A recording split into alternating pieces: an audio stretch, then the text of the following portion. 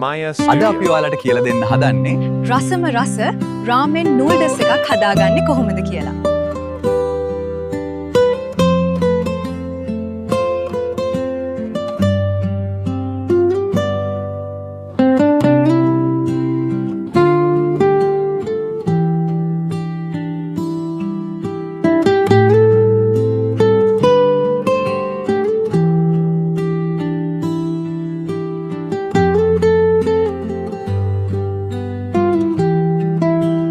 මුලින්ම අපි නූඩල්ස් එක තඹ ගන්න වතුර එකක් ලිපෙන් තියමු.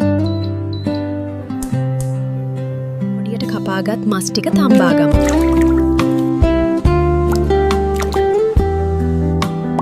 මස් තඹාගත් ඒ වතුරෙන්ම නූඩල්ස් ටිකක් තඹ ගමු.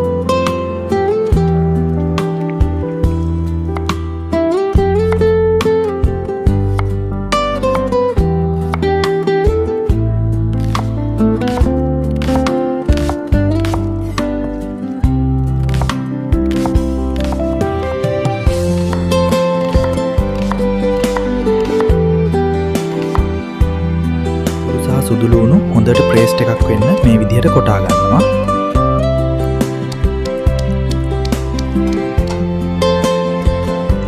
මුලින්ම අපි පෑන් එක ලිපේ තියාගමු. අපි දැන් රත් වෙච්ච පෑන් එකට තෙල් චුට්ටක් දාගමු.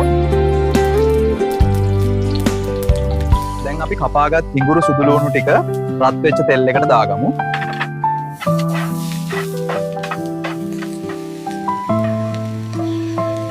දැන් අපි තඹාගත් කුකුල් මස් ටික පෑන් එකට දාගමු. අපි කැරට් ටික එකතු කරගමු.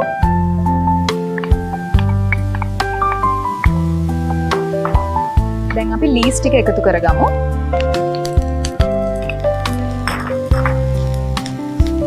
දැන් බිත්තර එකතු කරගන්නවා. සෝස් ටිකක්. රාමෙන් නූඩල්ස් ටික.